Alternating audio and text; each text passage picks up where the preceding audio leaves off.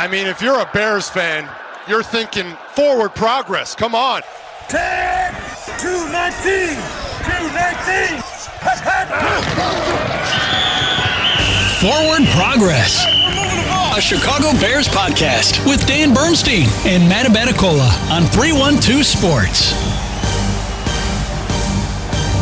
We give you Forward Progress on 312 Sports. This is a Chicago Bears podcast. The Bears are 11-4 as we begin to size up not just these remaining two games, but now what it's going to take to optimize their path to bigger and more important things. They are in the playoffs.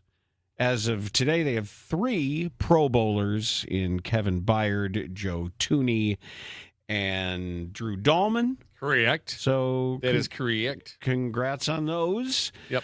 But the Bears are preparing now to head out to play the 49ers. And if you watched them last night, and I hope you did, it's not going to be easy. That team's pretty good. And especially with the Bears' ongoing lack of a pass rush, you better get to this guy because he doesn't make a lot of wrong decisions. He's not a great quarterback, but no, he's not. He certainly is a good Kyle Shanahan executor. He steers the vessel. Like I still can't believe that he's not only a starting quarterback in the NFL, but a winning quarterback that can lead his team deep into the playoffs. I just don't see it still. Well, they got skill position people who they do make a lot of plays. They seem to catch a lot of what is thrown near them. I know, and he's not bad. I just don't see it being anything great. Well, any quarterback who knows where to go with the ball can be really effective when he's not on his back. It's called a game manager. Yeah, maybe he's like an elevated level of game manager, and that's all that Kyle Shanahan wants. That's all they need in the offense. They play really hard. They get the ball into the hands of their guys to do stuff. So the Bears have their work cut out for them, not just this week, but once this whole arrangement, once this bracket gets set, there's nothing is going to be given, nothing's going to be easy. All right, let's get some Ben Johnson audio here. There's a couple cuts here from the Bears head coach. This first one, he was asked about, or actually he starts talking about a fourth down play that eventually led to the Cairo Santos field goal. So he talks about it. There's a follow-up question. I'll let you hear the whole thing here. What I'm not pleased with is I think it was 2:44 left, and I think we could have handled that third down into fourth down better as both an offense and a special teams unit. And that's an area that's on me. That 100% falls on me. I got to do a better job coaching that with all the players involved, all the coaches involved. And I think we'll be better for that going forward. What needs to go smoother in that sequence? Well, yeah, I mean, I don't want to put our field goal unit in that situation to start with the clock running like that. So ideally, that third down throw is either past the sticks or it's clearly going to be out of bounds to where we're not having a running clock and we're forcing our field goal unit out there. And then I can do a better job communicating that we need to kick that thing as quickly as we possibly can. With that being said, they're getting the K-ball in there. At one point, that thing was fumbling around on the ground, and the umpire stood over the ball for a longer period of time than I had hoped for. And so we weren't able to get the kickoff nearly as quickly as I had kind of foreseen in my head. And so a number of things happened there. So that was a play that you brought up in the postgame show, but why it took so long. We'd also learned that Cairo Santos was kind of delaying his portion of it, waiting on the wind gust to kind of break through. But if you're not familiar, or if you don't know it off the top of your head, it was a 3rd and 9 that resulted in a 5-yard pass at DJ Moore, making it 4th and 4. So that's where the whole scenario sets up. Really good follow-up by Dan Wiederer there, too. When a coach gives you that little opening to then say, okay, well, take us through it. Right. And Johnson seems to be the type of guy who almost wants to go through that process. He has no problem with it. He's honest. Yep. He's fine talking about things. But I thought it was just a good cut to hear because, again, it was something that we brought up on the post-game show. Why did it take so long? Again, we add the layer of Cairo Santos waiting on it, but there were more things that we didn't see. If you're not there at the stadium, the camera didn't show. Ball moving around, umpire standing there. Maybe he didn't like the play call, the option for a short pass like that for a 4th or a 3rd and 9, you get a 5-yard pass out of it. What good does that do? The clock's still running. And then we learned that the kicker has control over the timing of the snap based on anything with the wind or anything else that could go wrong. Ultimately, the guy responsible is in charge. Right. All right, next cut here is he was asked about the penalties in the game. Remember, they had 10 penalties for 105 yards.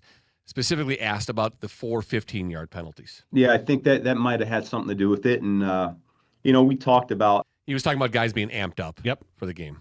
You get in these big games, and you can get a little bit emotional because it's a division rival, and you want to make an impact. And we don't want to shy away from that. We want to play aggressive, and we want to be a very physical team. But at the same time, we can't hurt the team, and that happened a number of times. And it's not okay. Those 15-yard penalties, they really add up. I think we ended up having 4 of them on the game. And, I talk about Booker's, against Jordan Love, and that's 100% a flag where he ends up getting concussed. And it's not what anybody wants. All right. But at the same time, that one is a more difficult one to coach just from a technique perspective, because we're trying to go after the quarterback, and it's a bang play like that. All the other 15-yarders, as far as I'm concerned, those are all preventable and at times egregious. We can't do that. So Brisker's arm to the head. Yep. Deliberate and egregious. DeMarco Jackson, for some reason, jumping on top of a pile after the kickoff. Not even a pile on the ground, a No. pile of men standing. He jumps on top. Yeah. And I appreciate the way he handled the Austin Booker penalty, because sometimes you can't coach over something like that. It looked like he wasn't intending to injure. You don't want to have head-to-head contact. We know that Jordan Love did drop his head a little bit, that if, in fact, he was aiming for the middle of Love's chest, you don't always want to go in with the crown of your helmet, but that was certainly illegal, but certainly not dirty. Right. And then the one, and I'm glad he kind of umbrellaed both plays together, because Booker's also penalized on the first drive for landing on top of he didn't Jordan do anything Love. wrong there. No, didn't do anything wrong, and again, it's such a subjective call where why not call Montez Sweat for landing on top of Malik Willis? I just don't get it. I hate that call. I really do. Like the crown of the helmet, I get it. It's easy to spot regardless of the official's positioning. You can see that he's leading with the crown of his helmet. That's illegal. It's a football play that is illegal. I also think picking up a guy and squaring him up, launching into the air, and going out of your way to land on him is different. Is different than a tackle. He tackled him and fell on top of him. It's a tackle. It's a football move. So I just don't like that. It's subjective at times. You'll call that, but won't call other times where a guy lands on top of him. You saw it twice in the same game. So So he takes the Booker calls out of it. And then he just talks about the other 2, which were really stupid. I mean, just absolutely stupid. The DeMarco Jackson one, I chalk that up as just being you're too pumped up. I mean, you're a guy that NFC Defensive Player of the Week. You were a starter for the previous 4 weeks. Now you're not starting. You're back on special teams trying to make a play. I get it. You're fired up. The Brisker one is just dumb. That's out of frustration and the situation of the game. That's just stupid. The DeMarco Jackson one looked collegiate to me. Yes, that's a great adjective for it. When you see the special teams college players who might be down the depth chart and they know it's their only chance at the biggest moment of the game in that opening kickoff, and they tackle a guy at the 22 and they're just bouncing around It happens all the time in college. Very, very collegiate. That's a good call on that one. And then last cut here. This is about Ben and his plan. The idea of getting the 10 wins or 11 wins and then beyond. Step number 1 was to get to 11, and the whole reason why that was the number. There's really only been one 10-win team not to make it, and that was last year Seattle. There's never been an 11-win team to not make it. And so that was we felt pretty good about that being the number going into the season.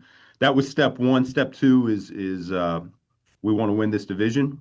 We want to have at least one home playoff game. And then step 3 would be clinching the number 1 seed. So there's a lot of things still out there to play for. Our guys know that.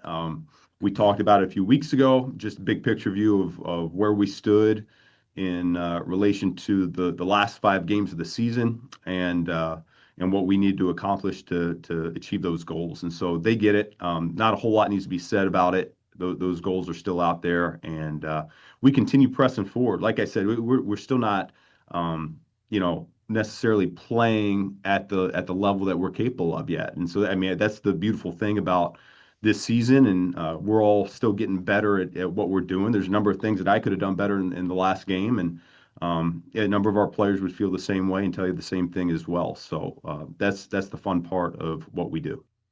So if you look at his outlook of the season, and I know they go by quarters, but with 17 games, the final segment of play would be 5 games. They needed to go where they were standing. They needed to go 2-3 to get to 11 wins. So now they're 2-1 so far with 2 games to go. They're at 11 wins with 2 to go. Mm-hmm. Here's how it breaks out mathematically where the Bears can claim the number 1 seed. All right. Okay. This is the road to the number 1 seed. So there are 8 teams still viable to look at for the NFC. Now there are 5 teams that have already clinched, 2 of the spots that are still open. So number 1 right now are the Seahawks at 12-3. They play at Carolina and at the 49ers. The Bears, 11-4, the 2 seed, are at the 49ers, and they host Detroit. The Eagles at the 3 seed are at the Bills and versus Washington. The Panthers currently lead the NFC South at 8-7. They are hosting Seattle and then play at Tampa, final week of the season. 49ers, the 5 seed at 11-4, of course, host the Bears and then host Seattle in week 18. Okay. The Rams at 11-4 play at Atlanta and host Arizona. The Packers at 9-5-1, they host the Ravens and then play at Minnesota. The Lions at 8-7 are at Minnesota and then at the Bears week 18. So in order for the Bears to get the number 1 seed, Dan, they are going to need to win both games. So they'll have to beat the 49ers and beat Detroit to get to 13-4, which would give them a 9-3 conference record. Okay. In order for that to happen, the Bears to get the 1 seed, they would need the Seahawks at 12-3 to lose one of their 2 remaining games. Okay. So I have them beating Carolina, and then they'll have to lose at San Francisco in week 18.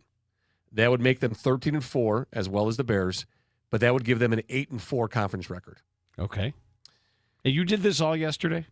This is morning. Okay. Then looking at the Rams at 11-4 right now, I have the Rams winning both of their remaining games. So they would beat Atlanta at Atlanta and then beat Arizona at home, would make them 13-4, but would also give them an 8-4 conference record. We knew that they lost that tiebreaker a while ago. Yes. That's been done. So the Bears would have that tiebreaker. Okay. So that would put Atlanta or the Rams at 8-4 in the conference. So we'd have a 3-way tie at 13-4, 13-4, 13-4. With the Bears at 9-3. But the Bears at 9-3, Seattle at 8-4, and the Rams at 8-4. Okay. That's it. That's how the Bears get in. All right. The number 1 seed. So I also have the Packers losing both remaining games. So I have them losing to the Ravens and losing at Minnesota. I have the Lions beating Minnesota, losing to the Bears. So what that does is that leaves the Packers at 9-7-1, the Lions at 9-8. So that puts the Packers in the 7 seed. I have the Panthers splitting their final games. They beat Tampa on the final game of the season, puts them at 9-8 and gives them the division. So what that would do is it would put the Bears at 1, the Seahawks at 2, the Eagles at 3, the Panthers at 4, the Rams would be 5, the 49ers 6, and the Packers 7. So here we go again. Yep. All right. So that's the scenario. So the Bears have to win out. They have to win out, and they need a little bit of help. Do you want to face the Packers? Because what I don't want to do is open the entire possibility of trying to game this to choose an opponent.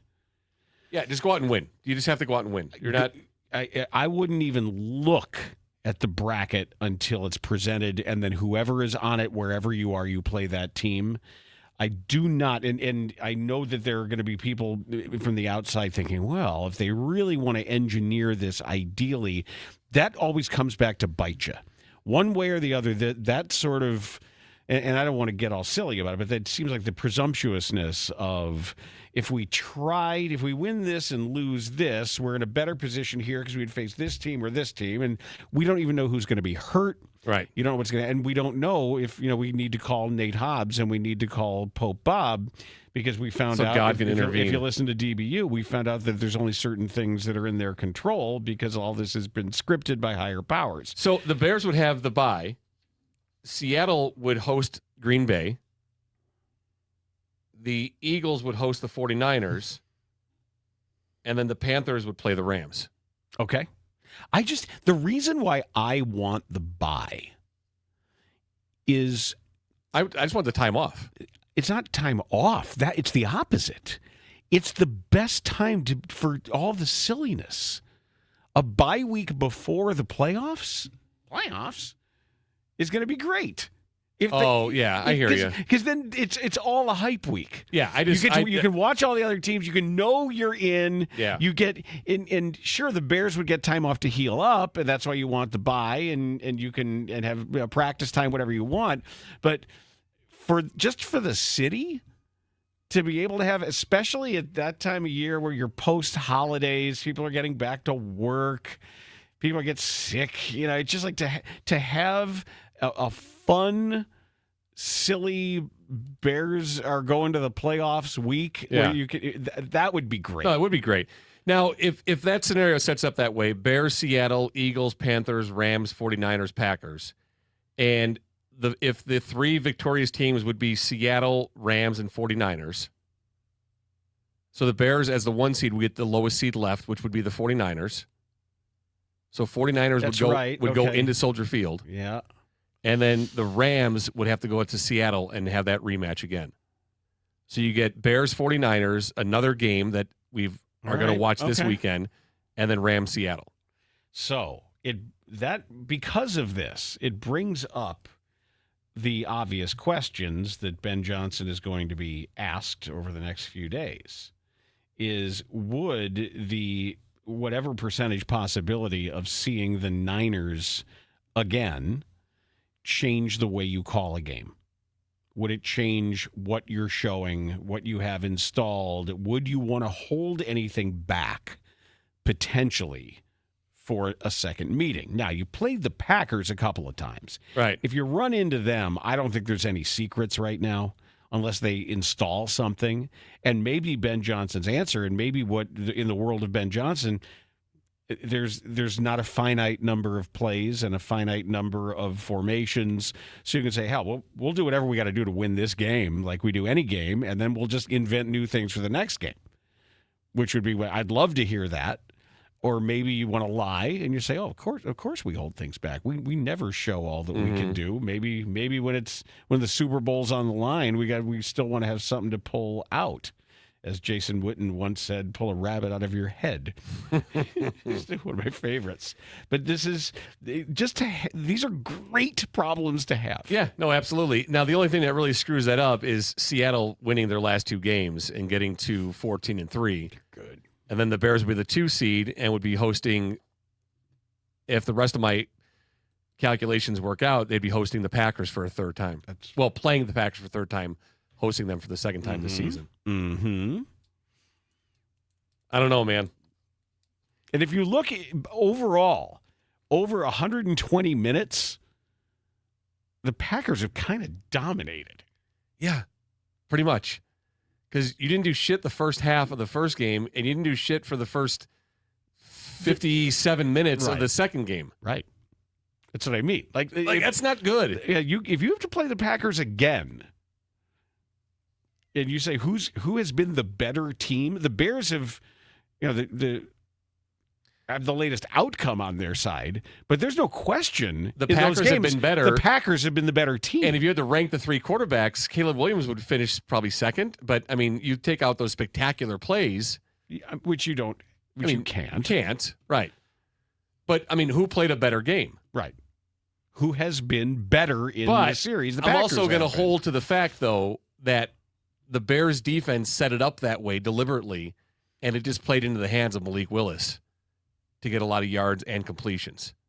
Not a lot of yards, but to be able to complete passes. They were deliberately playing bend, don't break. We really got to be tough in the red zone, which they were 0 for 5 for touchdowns in the red zone. It worked out beautifully. You could throw some luck in there too if you want, but I don't like the plan. I still would prefer. Well, I like that plan better against Willis than I do Jordan Love. I think the plan should be Montez Sweat sack the quarterback every time. Sit on his head. Every time. Just don't get a flag. Right. Just don't put all your ass weight on him, just half of it. Like one cheek. Yeah, just a single. I think maybe I that's think flagged both, too now. both I don't cheeks know. is flagged. Oh, I see what it is. If you actually were to sit on the quarterback's head and bounce up and down. But what they need to do, because we've seen it now in the last 3 games, is wide receivers getting deep. Packers did it. Browns did it 3 times. Mm-hmm. And it happened again last week against CJ Mm-hmm. Or running underneath wide open. And that yes. There's when you're watching what Brock Purdy is doing. Yeah, because those slants will be open for Brock Purdy too, and he'll hit those shallow crosses. And then you got to deal with the guy with the long hair in the middle of the field catching everything. Uh-huh. Well, he didn't. You saw he tried for that one-handed end zone reception. Oh yeah. And I think it could have gone up with 2 on that. No, maybe. It's not as pretty though. I know. I know he got injured, but I don't think it's anything serious. Seemed in good spirits. He's not going to miss. Yeah, He's not going to miss this game. And then the Bears, the only injury they came out of was CJ. Haven't heard anything else about that. Yeah, so we'll knee, see. they said. The knee, yeah, because it was on that touchdown pass. Yes, when he ran all, what was he doing? I don't know. Something looked weird, and he took a weird step. He was decided not to bend his knees while he ran. It's the Josh Giddey. He's doing Josh Giddey. Well, he can't bend his knees. Of course he can. No, they don't bend. They do. They just don't. On defense, he had a procedure. He can't. He had a procedure, and he took his knees out. He's just cannot get into the defensive stance. He's like a Lego. I don't know. Figure. I don't know. A Lego guy. I have yet to understand that. He also is difficult to understand sometimes. It's not Lego. Remember what was it? What was that brand? Playmobil. Remember Playmobil? Yes, toys? Of course. The guys they didn't have knees. Yep. Their legs were straight. That's what Josh Giddey is. He's like the Playmobil NBA player. He bends his knees on offense. And I love the post-game interviews when he's talking so fast in the Australian accent that you got to rewind it. Or just not listen. No, I like it. Yeah, it sounds good. I said it's another option out there for you. I'm not sure I understand exactly what he says, but it sounds good. I want to bring this up before we get into some more stuff here on Forward Progress. We found out the Kansas City Chiefs are going to be playing their games. Their next stadium is going to be built on the Kansas side of Kansas City because the state of Kansas has decided they want their taxpayer money to enrich the Hunt family rather than Missouri deciding that they want their citizens' money enriching the Hunt family. So good for Missouri. Nice job. You still get to have your Kansas City Chiefs. You still have a stadium you can go to, and it's somebody else's problem. And the same message goes to Kevin Warren and to the state of Indiana. I'm cool, man. If the citizens of Indiana want to make the Bears ownership richer by giving them money and believing all these phony baloney press releases about what a stadium deal does to enrich the taxpayers who fund it, it's all bullshit.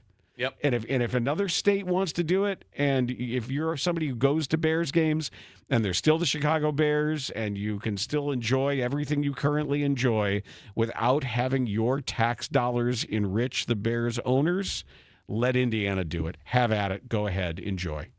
I've said before, I don't care where they play, and I really don't. But thinking about it, I'm like 95% don't care. Well, I don't care. Like I'm not going to go. I don't care if the Bears are paying for it. I totally don't care. Right. But they can't because they don't have the money. Right. So someone has to give them the money to do this. That's really the story that nobody's out there. Nobody's talking about. If they had the money, it would be different.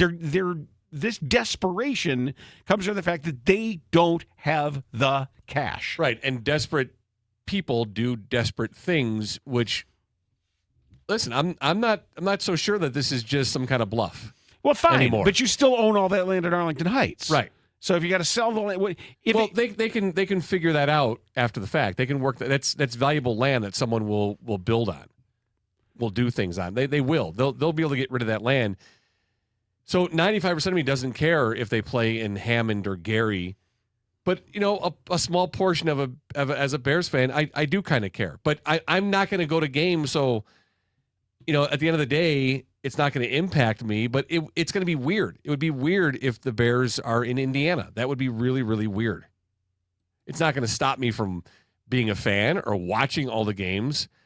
I mean, you're not going to get me to go if they're in Arlington Heights, Dan, there's a better chance, not that they care if I go to a game, but there's a better chance that I'd go there than I would downtown. But I'm definitely not going to go to Hammond or Gary for a football game. I mean, at some point I might. No. Unless there's a suite. Yeah, that's what I mean. Yeah, and it's free. Oh, I'm not going to go sit outside. Yeah, free. Yeah. So if someone says, hey. Right. Oh, sure. Yeah, that I would consider, and if they send a car to pick me up and drive me home. We could do that. Okay. We can arrange for all of that. Yeah. That's no worries. But wait, are you planning something? You never know. Yeah. There'll be people with tickets. Did you already buy a suite? Tickets will Hammond? find your way to you. Did you buy a suite in Hammond already? It's just amazing how the percentage of how you are building all of these buildings now just for the suites. Everything else is just fodder. Yeah. The people that fill the steerage of the ship and drink all the expensive beers. Yeah. They don't really pay for much of anything. They're just taking for granted that they're going to fill that up. I mean, they're there to spend money on concessions and merchandise. That's what they're there for. It's the people that buy the suites that's what you need. Yep. And that's what also gets people fired, darkened suites. Yeah, for sure. Now, I wonder... Not like dark chocolate is a darkened suite. I mean, like what you see during Bulls games right now. Or right. A lot of these suites that are paid for but don't have people in them and or not necessarily paid for.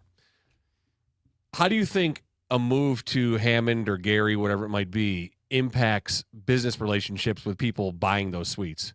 Do you think companies don't care if it's not downtown Chicago, but it's in Hammond? Not the companies they're talking Which to. isn't that far from downtown. Bears tickets are Bears tickets. Yeah. Nah. But if you're a company and you're having clients out, it's a lot better to have them downtown at a Chicago hotel. You go to a Chicago restaurant. They will be. And then you go to the game that's 5 minutes away from the hotel. It's just like Santa Clara and San Francisco. Yeah. Nobody stays in Santa Clara. It really doesn't change anything. All it is the citizens of a different state, different county, different city have their hard-earned money go to make the McCaskies more wealthy. And I think we misspoke too, talking about the Cowboys. They're Arlington, right? Yeah, they're in Arlington. I think we said Irvine. They were in Irving. They were. Old Cowboys Stadium. Okay, but new one's in Arlington, the Texas. new one's in Arlington. Okay, right. Yeah, whatever it was, we said it the other way. Yes. So, but yeah, I just, again, so a small portion of me will care. And you'll be over it really quickly. Really quick, yeah. Especially if they're good. I'll be over it really quick. But if they're bad, you know what they're going to be. They're going to be the Hammond Bears or the Gary Bears when they're bad. But when they're good, they'll be the Chicago Bears. Yeah, but when it comes to the stadium being paid for by the taxpayers, it doesn't matter if they're good or bad. They're all going to be on the hook. And whatever services would otherwise have those tax dollars, whether it's the roads, the schools, health care, I would much rather have my tax dollars go toward those things that help people rather than just enrich an NFL ownership family. Have you seen any of the AI created renderings of a stadium in the middle of Gary? I've seen the funny ones. Yeah, the funny ones. That's what I mean. Yeah, that have it, underneath the Skyway with all of the refinery stuff there and the little smell lines coming up. Sure. Looks pretty. Of course. Yeah. Looks Gorgeous. nice. Gorgeous. It'd be a nice shot for Monday Night Football. You know what, though? There's some really good, as long as it doesn't interfere with some of the fishing waters around there, too, because even among all of those vistas, there's a lot of decent fishing around there. Don't screw it up, just like I'd rather they don't screw up the lakefront here. Yeah, so I don't really think that this is a threat. I don't think it's like leverage. I think they're really considering if a state's going to throw all this money at them, they're going to jump on it. At the moment, I'm not going to believe that yet, but the biggest issue to me, the biggest defining issue is their amount of actual money available to pay their fair share or pay for all of it. And even if they were to sell a chunk of the team to private equity, it's not enough. Mm-hmm. They would have to essentially sell the entire franchise. They would have to use the trademark as collateral, as had been explained to me, to get the money they would need, which is essentially selling the team. Yeah, which I don't think they're going to do, though. Because they've never found a way to generate ancillary income from their ownership of the Bears. What if this just ends up and it's just a big circle, and they come back and they sign a new lease with the city for Soldier Field? Well, they don't have to. They got the current lease. They don't really need to. Well, when's that up, though? Isn't it up in like another 32 or no? Or is it? I think that's about, yeah. Yeah. That's not that far away. No. Well, that would be hilarious if Yes, that it would. happened. But again, fine. Don't really care. Don't really care. Just stay out of my wallet. Well, by 32, where will Ben be coaching at? Will he be in Detroit after his contract runs out here? What team does he take over? Maybe he goes to back to Miami where he started. It's a good question. Brings Caleb with him. I don't know. I think he'll still be here. He'll grow old here. Yeah. No, that was a joke. So when people are angry, he'll never leave the Chicago Bears. when the cheese grater hat people are angry. We was mentioning before about what Ben Johnson has in his bag at this point, with everything mattering more, and what new things does he have? What has been installed that he could unveil? And I keep thinking about a lot of the post-mortem that's being written right now about the Washington Commanders and about this star-crossed year that they've endured with Jaden Daniels unable to stay healthy and everything else that they've been through. Yeah, 12-5 last year, NFC Conference Championship game. And I've been thinking about why the Bears won't be that. Because this is sort of the cautionary tale of every season being precious, of never make presumptions when you say you're a year ahead. There is no year ahead. And I'm trying to think what's different. And there's something really important that is different. And it's the fact that they didn't change. Ben Johnson did not necessarily change his goals for the passing game by making it easier on Caleb Williams. He's kept everything, kept every standard, everything he's asked of Caleb Williams.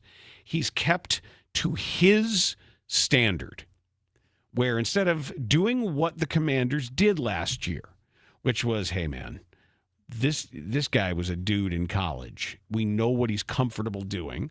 We're going to make our offense, for the moment, more comfortable for our quarterback.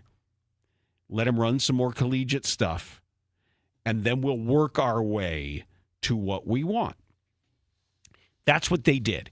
And there's not necessarily a correct call here. This is all fluid, and every coach has a different way of doing things.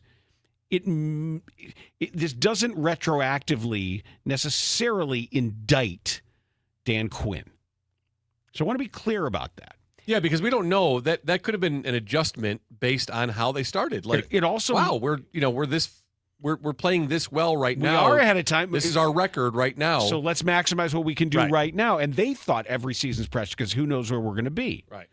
But what I do like is that it's all part of they happen to be winning, but they have not compromised the goals of the offense. And Ben Johnson, from the moment he took the job and said, get comfortable being uncomfortable, and about the yelling at people and staying on top of every detail and what players have talked about, coaching things in practice, it makes this feel like it's more of a step toward something than it is we're cashing everything in now. We're going to throw everything at this and do whatever we can do to win everything right now.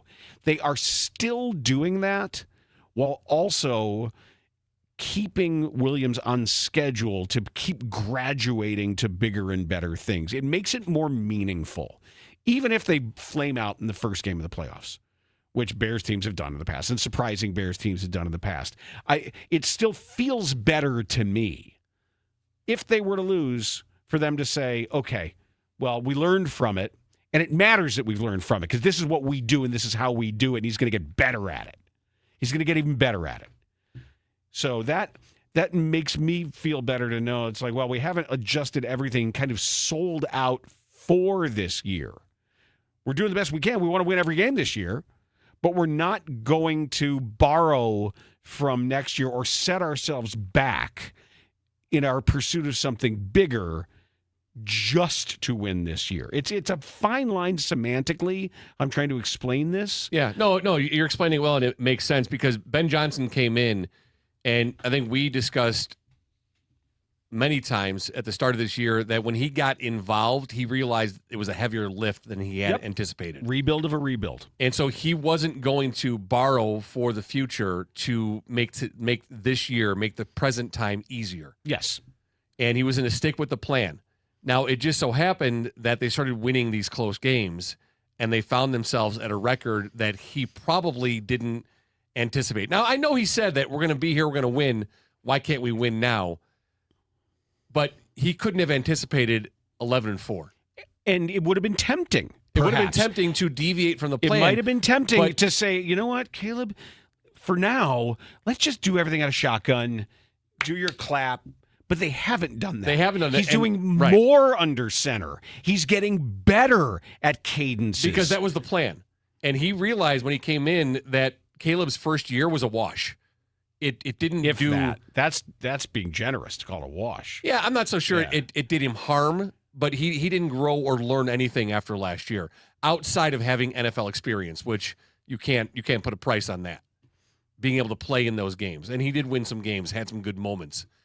But he realized that I'm starting over with this kid. This is my plan. Here's the path. We're not going to deviate from the path regardless of what happens. That's great.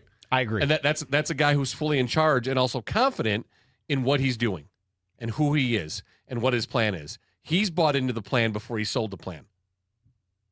He sold something that he actually believed in, and too often in sports and beyond, that's not the case. It's not. Yeah. Yeah, if you look at Washington last year, Dan, they started off 4-1. They ended up going 7-2. So I wonder at what point did they say, all right, we got something going here. What can we do? Was it that 4-game winning streak when they're 4-1? They lose their first game, they win the next 4. All right, what can we do to maximize this? And it may be Let's see where this goes. It may be Jaden Daniels came to them. It doesn't have to be. Yeah, we don't know that. Yeah, it might just been their decision. It felt like the right decision at the time to say, hey, man, just let me run my stuff. Let me be comfortable, and we'll put points on the board, and let me do what I do.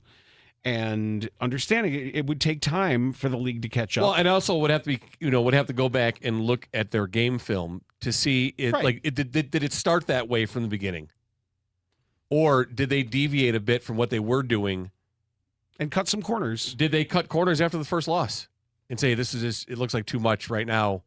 Who knows? That'd be a really interesting conversation to have with someone who covers the team. I agree, and knows it really well.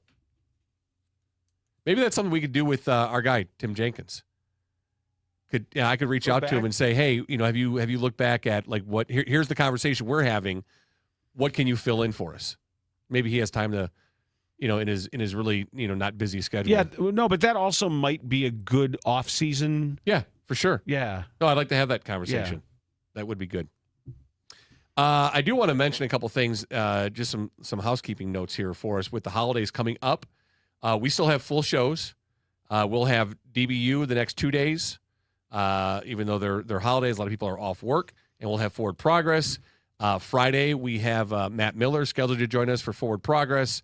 We have our, on DBU, we have our top 10 49ers of all time, which is going to be an interesting segment of the show. I think we've figured out how to do it. How to nail it down. I think we've figured out how to do this and to keep it sort of historically meaningful. Yes. And give ourselves enough latitude for it to be entertaining. Yes. So I think we've got this. And Friday Feedback Friday, what is going on with the app, and thank you for getting the app from Google Play and Apple App Store. It's free.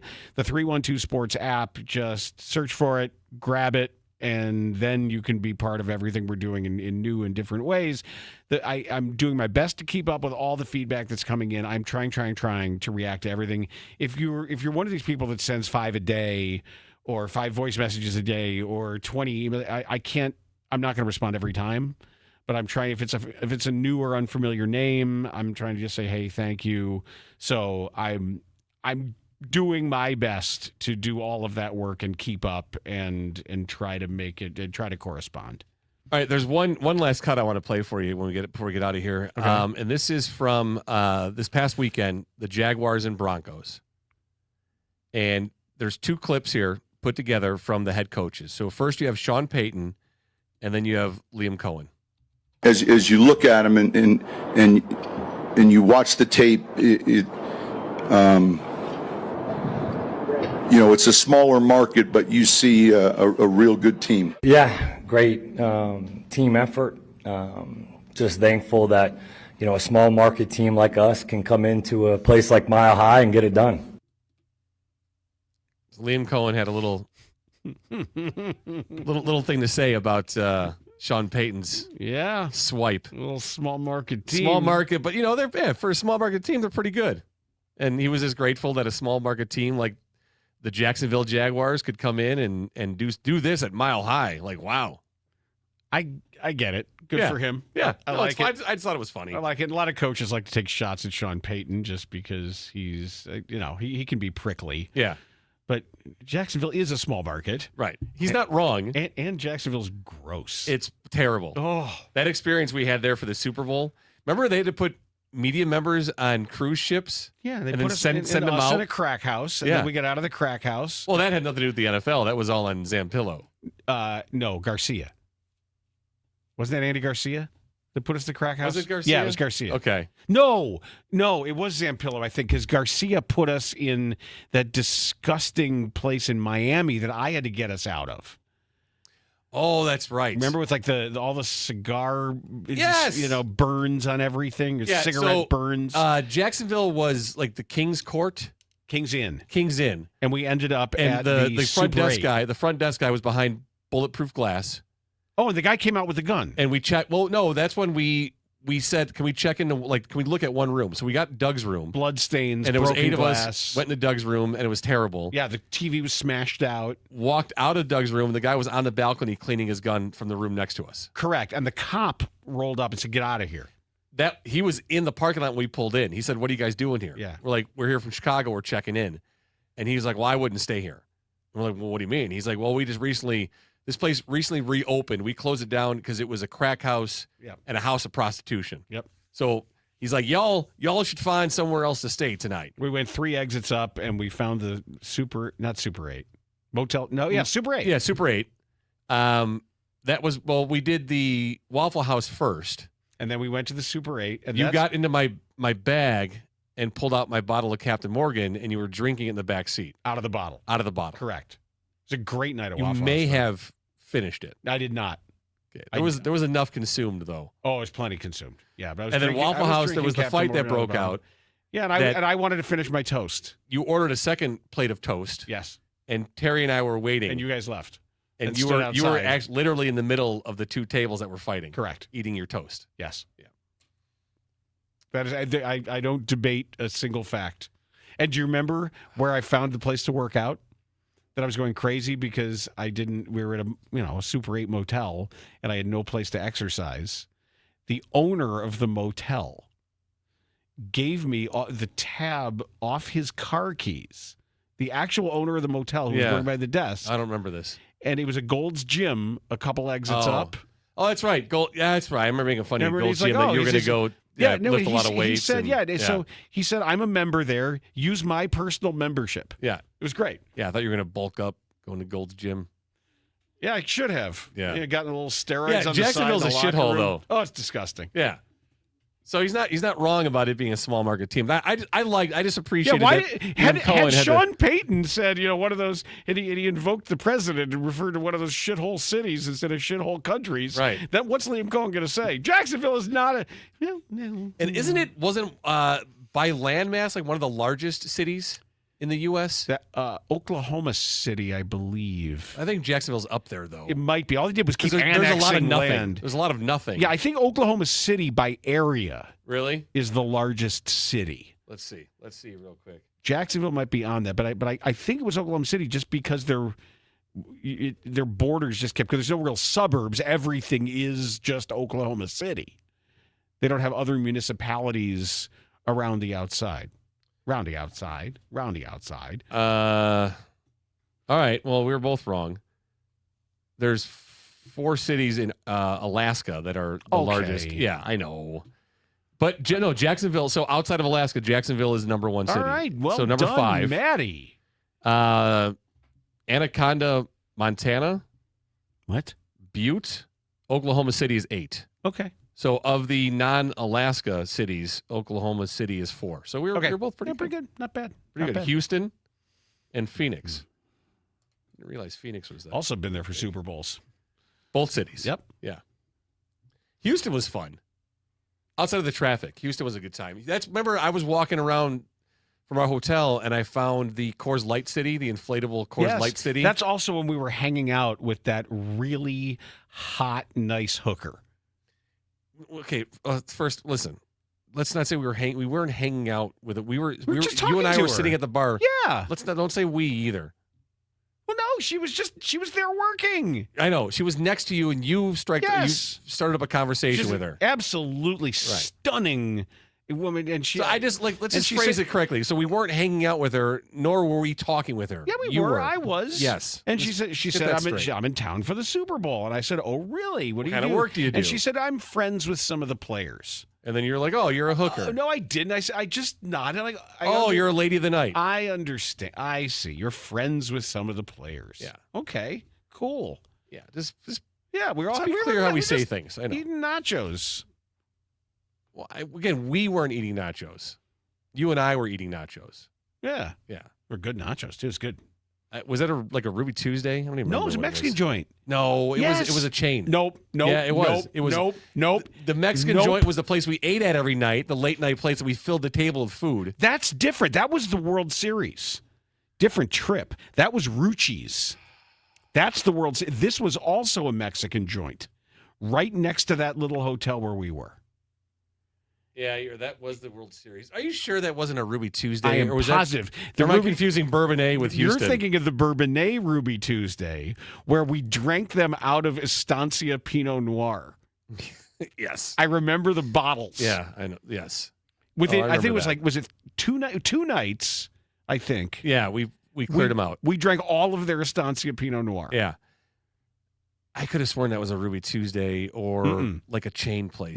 No, it was some local. It might have been a local chain. Yeah, but it was not a Chili's. I thought it was like a national. Yeah, are you sure it was like a Chili's? I'm positive. It was something low. There might have been 3 or 4 Outback. of them. No, it was a local Mexican place. It was like Casa del Noche or something. It was Casa de Hookers. Casa of really hot hooker. But it was the food was good. The bar was good. I remember that. Yeah. And then there was the one night that Terry didn't go to bed. That's Miami, wasn't it? That was Miami. That was the Miami Super Bowl. Oh, when he ended up at the Pink Pony with Team Lodge. Well, there was another one in Jacksonville where he wasn't with you. Oh, I don't remember that. He was there. Yeah, he was with Brian in Miami. Well, yeah, Brian's just a walking problem. That was, he just sort of showed up there as a chaos agent. That dude, that was like the guy. Do you remember in Boogie Nights when Scott shows, is it Scott? The guy played by Thomas Jane, the guy with the mustache? Nah, I saw it once. Oh, once? Yeah. Oh, fuck you. You've never even seen some of the classics of American film. Jeez. That was good. Well, no, you're going to get on me for not seeing Boogie. No, I'm so pissed. You haven't seen Christmas Story, Christmas Vacation, Miracle, Rudy. Terrible. Give me the overhand wank for that one. Sorry, that was a little aggressive. Sorry. I apologize. It was kind of Sorry aggro. Sorry about that. Sorry, that's all good. I get it. Stressed out by the holidays or something. No, I'm stressed out by the Bears moving the Hammond. Is that It what just it is? got me. I haven't Yeah. slept in weeks. All right. Well, let's wrap it. That is Forward Progress. Is it? It is. Okay. And Forward Progress is a Chicago Bears podcast. Forward progress has stopped. 10, 219, 219. Forward Progress, a Chicago Bears podcast with Dan Bernstein and Matt Abatacola on 312 Sports.